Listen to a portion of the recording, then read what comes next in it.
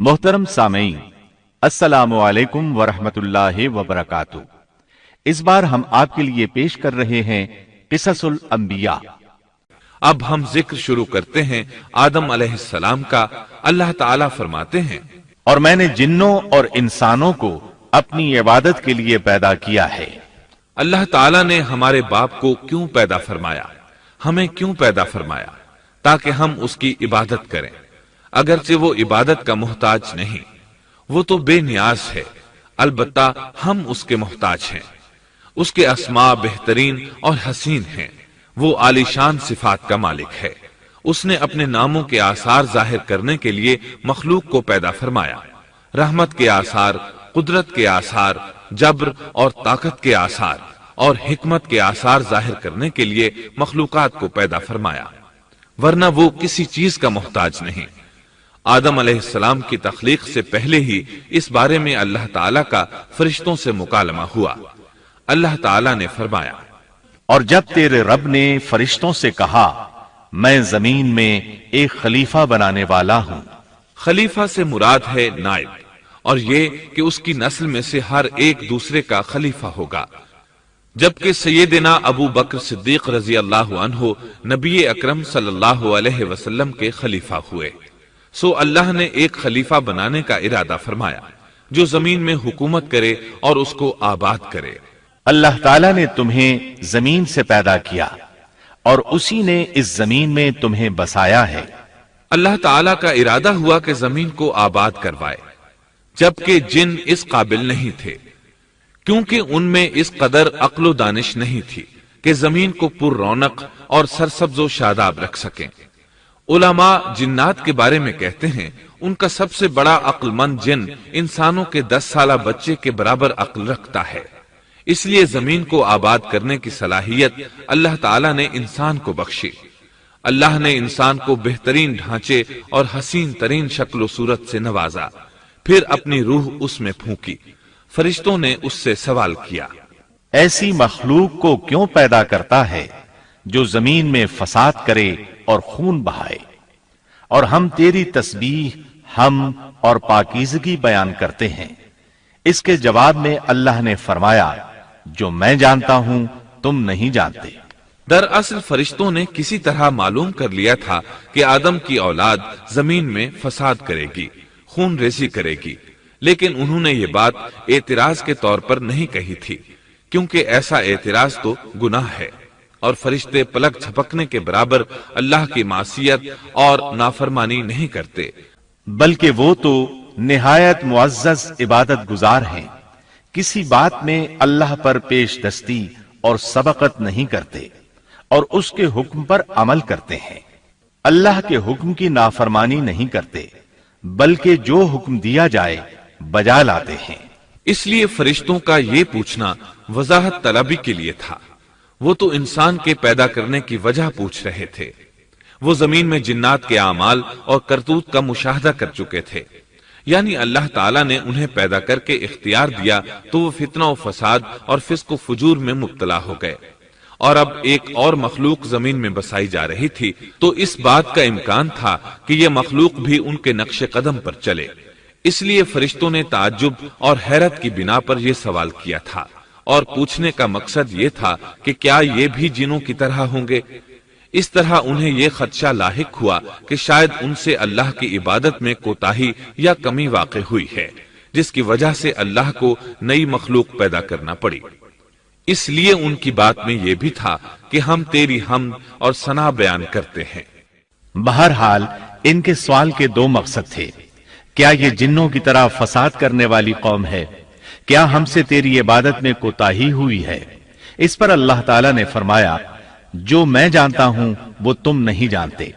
इस मौके पर फरिश्तों के जहनों में एक और बात भी आई।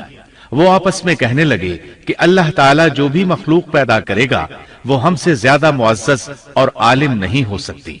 यानी जब फरिश्तों ने बाकी मखलूकात का जायजा लिया, मसलन आसमान, जमीन, पहाड़, जिन, चौपायों वगैरह का, तो उन्होंने सोचा ये हमसे ज्यादा मर्तबे वाली नहीं है, लिहाजा ये मखलूक भी पैदा हो रही है तो ये हमसे ज्यादा मर्तबा नहीं रखती। یہ ہمارا خاص مقام ہے کہ اللہ کی تسبیح میں مصروف ہیں، کفر سے محفوظ ہیں، ہر حکم بجا لاتے ہیں، اللہ کے تمام احکامات پورے کرتے ہیں، آسمان اور زمین میں اس کا حکم نافذ کرتے ہیں، اور اللہ کے نزدیک ہم سب سے زیادہ شرف والے ہیں۔ لہٰذا اگر یہ نئی مخلوق انسان بھی پیدا ہو جائے تو کیا ہوا، ہم سے زیادہ معزز اور علم والی تو نہیں ہوگی۔ بہرحال جب اللہ تعالیٰ نے آدم کو پیدا کیا تو زمین کی مٹی لانے کا حکم فرمایا، چنانچہ اللہ تعالیٰ کے پاس مٹی لائی گئی۔ امام ترمذی، ابن حبان اور امام احمد رحمت اللہ علیہم نے ایک حدیث بیان کی ہے جس کے الفاظ کچھ یوں ہیں: اللہ تعالیٰ نے آدم علیہ السلام کو مٹی کی ایک مٹھی سے پیدا فرمایا، اس مٹی کو اللہ تعالیٰ نے پوری زمین سے اٹھوایا تھا، یہی وجہ ہے کہ آدم کی اولاد زمین کے لحاظ سے ہی ظہور پذیر ہوئی، بعض سرخ رنگ کے ہیں تو بعض سیاہ اور بعض سفید، اور کچھ اس کے درمیان میں ہیں، بعض نیک ہیں بعض خبیث، اور کچھ پاکیزہ قسم کے ہیں۔ انسان کی تخلیق مٹی سے شروع ہوئی، اس مٹی کو پانی سے تر کیا گیا تو یہ طین بن گئی۔ اسی وجہ سے قرآن مجید کی بعض آیات میں تراب کا لفظ آیا ہے۔ تراب خشک مٹی کو کہتے ہیں، اور بعض آیات میں طین کا لفظ آیا ہے۔ طین تر اور بھیگی مٹی کو کہتے ہیں۔ اللہ تعالیٰ فرماتے ہیں خلقہ من تراب، یعنی آدم کو تراب سے پیدا کیا گیا۔ مٹی کی عام حالت کو تراب کہتے ہیں، اور فرمایا جب آپ کے رب نے فرشتوں سے کہا کہ میں مٹی سے بشر کو پیدا کرنے والا ہوں، جب اس مٹی کو پانی سے زیادہ بھگویا گیا تو وہ لیسدار ہونا شروع ہو گئی، اسی لیے اللہ تعالیٰ نے فرمایا ہم نے انسان کو لیسدار اور چپکنے والی مٹی سے پیدا کیا۔ پھر اللہ تعالیٰ نے اپنے مبارک ہاتھوں سے انسان کا ڈھانچہ تیار کیا۔ اللہ نے فرمایا خلقت بیدی، میں نے اپنے دونوں ہاتھوں سے پیدا کیا۔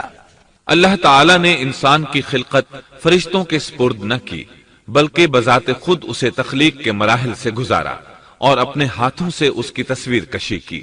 اللہ نے انسان کو پہلے ایک مورتی کی صورت میں ڈھالا، اس کے بعد ایک مقررہ مدت تک چھوڑے رکھا، یہاں تک کہ گیلی مٹی خشک ہو گئی اور اس کا رنگ سیاہ ہو گیا، بدبو آنے لگی، پھر وہ کھنکھناتی مٹی میں بدل گئی، اور آخرکار آگ پر پکی ہوئی مٹی یعنی فخار ٹھیکری کی صورت اختیار کر گئی، جس سے مٹکے وغیرہ تیار کیے جاتے ہیں۔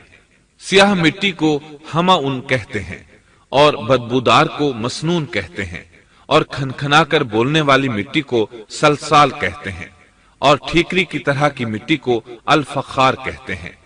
مختلف آیات میں یہ الفاظ وارد ہوئے ہیں۔ ہم نے تمہیں پیدا کیا اور پھر ہم ہی نے تمہاری صورت بنائی، اور یقیناً ہم نے انسان کو کھنکھناتی خشک مٹی سے پیدا کیا جو کہ بدبودار اور سیاہ گارے سے خشک ہوئی تھی۔ اللہ نے انسان کو کھنکھناتی مٹی سے پیدا کیا جو کہ ٹھیکری کی طرح تھی۔ ان تمام آیات کریمہ میں کوئی تناقض، تعارض اور اختلاف نہیں، اس لیے کہ ان مختلف آیات میں انسان کو اس کی تخلیق کے مختلف مراحل کی یاد دہانی کرائی گئی ہے۔ خلاصہ کلام یہ ہوا کہ تخلیق کے عمل کا پہلا مرحلہ تراب تھا، یعنی عام حالت والی خشک مٹی، پھر طین یعنی بھگوئی ہوئی مٹی، پھر لیسدار مٹی یعنی سلسال، پھر ٹھیکری کی طرح کی مٹی یعنی فخار، اور یہ کام جمعے کی آخری گھڑی میں کیا گیا، اور یہ دن اللہ کے لحاظ سے شمار ہونے والے دنوں میں سے ہمارے دنوں کی طرح نہ تھا، ہمارے اور اللہ کے دن مختلف ہیں۔ تخلیق آدم دراصل اللہ کا کرشمہ ہے، انسانوں کو ایک صورت عطا کی گئی۔ اس مرحلے کا تذکرہ بخاری اور مسند احمد کی ایک روایت میں ہے۔ اللہ نے آدم کو پیدا کیا اور ان کا قد 60 ہاتھ یا 60 میٹر لمبا تھا۔ تمام جنتی لوگ اس قد آدم کے ساتھ جنت میں داخل ہوں گے، اور اس وقت سے لے کر آج تک مخلوق کا قد کم ہوتا چلا آ رہا ہے۔ بعد والے لوگ گزشتہ زمانے کے لوگوں سے ہمیشہ چھوٹے قد کے ہوتے چلے آ رہے ہیں۔ بہرحال سب سے پہلے اور سب سے لمبے انسان آدم علیہ السلام تھے۔ امام احمد نے منفرد طور پر ایک روایت بیان کی ہے. اس میں رسول اکرم صلی اللہ علیہ وسلم نے آدم علیہ السلام کی لمبائی 60 ہاتھ یعنی 60 میٹر اور چوڑائی 7 ہاتھ بیان فرمائی ہے. سبحان اللہ! سیدنا آدم کس قدر ضخیم اور عظیم مخلوق تھے. صحیح مسلم اور مسند احمد کی روایت میں ہے. اللہ نے آدم کو پیدا کیا تو اسے اپنی منشا کے مطابق کچھ عرصہ ڈھانچے کی صورت میں چھوڑے رکھا. ابلیس اس کے ارد گرد چکر لگانے لگا. اس نے دیکھا کہ وہ پیٹ والا ہے. وہ سمجھ گیا کہ یہ مخلوق اپنے آپ پر کنٹرول نہیں کر سکے گی. اس حدیث سے معلوم ہوتا ہے کہ انسانوں کی طرح جنات کا پیٹ نہیں ہے. صرف انسان ایسا ہے جس کا اندر والا حصہ کھوکھلا ہے. بہرحال اللہ نے انسان کو اس شکل و صورت میں پیدا فرمایا. آدم 40 راتیں مجسمے کی صورت میں پڑے رہے. جسم موجود تھا لیکن روح نہیں تھی. ابلیس آتا، اس ڈھانچے کو ٹھوکر لگاتا تو جسم سے ایسی آواز نکلتی جیسے خالی مٹکے پر ہاتھ مارنے سے نکلتی ہے. اسی لیے اللہ نے بھی فرمایا ہے کہ وہ کھنکھناتی مٹی سے پیدا کیے گئے. آدم علیہ السلام میں روح ڈالنے سے پہلے ایک مرتبہ فرشتوں کا ان کے پاس سے گزر ہوا تو وہ کچھ گھبرا سے گئے. ابلیس کو تو بہت زیادہ گھبراہٹ کا سامنا کرنا پڑا. وہ گزرتے ہوئے ٹھوکر مارتا اور کہتا، تجھے کسی خاص مقصد کے لیے پیدا کیا گیا ہے. یہ کہہ کر وہ آدم کے منہ میں داخل ہو جاتا اور کمر کے راستے باہر آ جاتا اور فرشتوں سے مخاطب ہو کر کہتا، اس سے گھبرانے کی کوئی ضرورت نہیں. اگر مجھے اس پر مسلط کر دیا گیا تو میں یقیناً اسے ہلاکت میں ڈال دوں گا، اور اگر اسے مجھ پر مسلط کر دیا گیا تو بلا شبہ میں اس کی نافرمانی کروں گا. اندازہ کیجئے وہ تعجب کر رہا ہے کہ انہیں کیوں پیدا کیا گیا ہے. اس کی آدم علیہ السلام سے دشمنی کس قدر پرانی ہے. گویا ابتدا ہی سے یہ عداوت پر ڈٹ گیا تھا. بہرحال اللہ نے آدم میں روح پھونکی. اس مضمون کو قرآن مجید میں جا بجا ذکر کیا گیا ہے. اللہ تعالیٰ فرماتے ہیں، جب میں اس کو ٹھیک ٹھاک کر لوں اور اس میں اپنی روح پھونک دوں تو تم سب اس کے سامنے سجدے میں گر پڑنا. ایک اور جگہ فرمایا، اللہ تعالیٰ کے نزدیک عیسیٰ علیہ السلام کی مثال ہو بہو آدم علیہ السلام کی مثال ہے. اللہ نے انہیں مٹی سے بنا کر کہا ہو جا، وہ ہو گئے. اللہ نے آدم علیہ السلام کو مٹی سے پیدا کیا، اپنے ہاتھوں سے بنایا، پھر اس میں روح پھونکی. اس کا مفصل بیان احادیث میں موجود ہے. جب ان میں روح پھونکی گئی اور ابتدا میں روح جیسے ہی سر کے اندر داخل ہوئی، آدم علیہ السلام کو چھینک آ گئی. فرشتوں نے آدم علیہ السلام سے کہا الحمدللہ کہیے. انہوں نے کہہ دیا. اللہ کی اس تعریف کے جواب میں اللہ تعالیٰ نے فرمایا رحمک ربک، یعنی تجھ پر تیرا رب رحم فرمائے.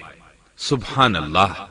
اللہ ذوالجلال والاکرام نے آدم علیہ السلام میں روح مکمل ہونے سے پہلے ہی انہیں اپنی رحمت سے سرفراز فرما دیا. بہرحال جب روح ان کی آنکھوں میں داخل ہوئی اور انہوں نے جنت کے پھلوں کو دیکھا تو ان میں غور و فکر کرنے لگے.